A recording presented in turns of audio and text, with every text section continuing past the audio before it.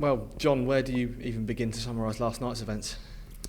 I think we filed it under the unique category in terms of weeks, and definitely in terms of a night. I think everybody who was there would have felt how surreal it was, and yeah, it was one of those things. It was really unfortunate that we weren't able to play the game. Something that was completely out of the club's control. I know that Andy came on with the press last night and explained what had actually happened. So, I think there's a lot of speculation, a lot of conjecture when you're there in the moment about what's gone on and what the club could do, what the club can't do. Unfortunately, we did everything we possibly could to get the game on, and in the end, we weren't able to do so. So, obviously frustrating, but the priority throughout the night was making sure that everybody at the ground was safe. Football became the sort of secondary in that instance, and we had to get on with it and make the best of the situation, which hopefully we have done, and just move swiftly on to the weekend. How do you evaluate the balance of lacking match sharpness and being fresh for the weekend?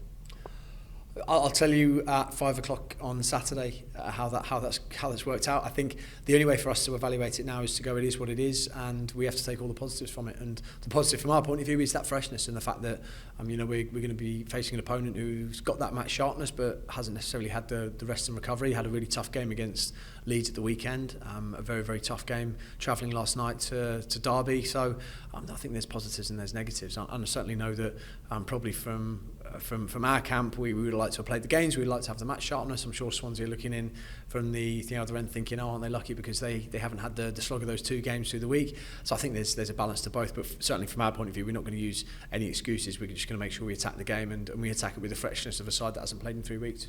And you're able to get something into the players' legs last night? Yeah, we were fortunate enough to be able to train on the pitch last night, and I know Millwall did the same. I thought it was the right thing to do because of the inconvenience of not being able to play the game and the fact that they've got a game to prepare for on Saturday as well. So we trained on the pitch because we wanted to prepare as best as we possibly could. On a normal week, if we didn't have a game, we would have trained Monday, Tuesday, Wednesday, off Thursday and Friday. So it just became the Wednesday training session. We have been in today, but it's been a very, very light and tactical day. How have the players coped with it? Because that's, for most of them, by Saturday, would have been almost 3 weeks without a game. They're fine. Players are absolutely fine. There's no worries there. I think that they obviously want to play games. They're champing at the bit to play games. They're frustrated that they haven't been able to do so, but there's no issues whatsoever. I think that the concern for us over the past week has been supporters. The fact that there were a couple of thousand plus that travelled up to Blackburn that didn't get to see a football game and spent their hard-earned money. A couple that did double postponement with the Salford game as well. So that was where our thoughts were with the weekend, because we were all right. We get to travel up and stay in hotels, and we don't have to pay for the cost of travel and the cost of hotels, or certainly individuals. Obviously the club does, but that's where we were thinking that's the people that have suffered over the weekend, and the same last night with the fans that have got to the ground last night and haven't seen a football game. So we're absolutely fine. We want to just make sure that by the time we do play football again, we give the fans something to cheer about. I can imagine that eagerness from you and the players has only grown since Saturday, and obviously on the back of last night ahead of Swansea. Yeah, I think every time you don't play a game, that the frustration builds up. We probably didn't want the international break in the first place, but it came, and it came at a time where we were able then to get 2 weeks worth of really good training in. Training's been a bit stop-start since then. If we had a full week where we knew we weren't going to play games, it would have looked very, very different to what it's been like. It's been a lot of preparation and a lot of tactical work for Blackburn, a lot of tactical work for Millwall, and we're just going to flip that again, doing a lot of tactical work again today for Swansea. We'll do the same again tomorrow. So I think the players, hopefully on the positive side of it, they'll be ready with a lot of pent-up frustration and pent-up energy and positivity going into the weekend. And likewise for supporters who obviously turned up in the numbers last night, but they're so keen for 3 o'clock on Saturday to hear that whistle go.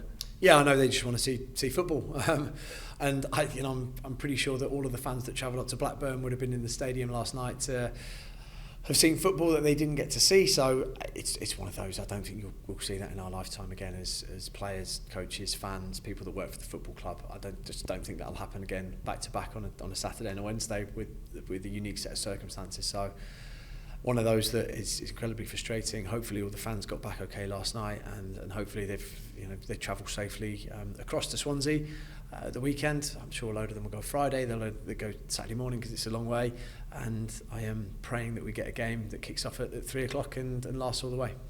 As you say, it is what it is, and you move on now, and we look ahead to Saturday. So what's your assessment of Swansea? Really good side. I think that they've they probably could have picked up a few more points than they have done so far this season, although they've had a very, very solid start, but very, very organised, very, very well structured.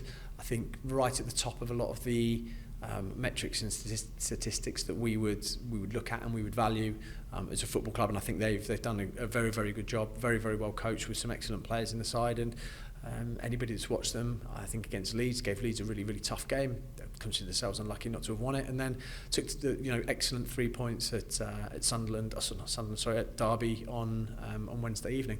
I think you look a bit further back from that. I think really, really unlucky not to take more from Burnley at Turf Moor as well. So a really good side.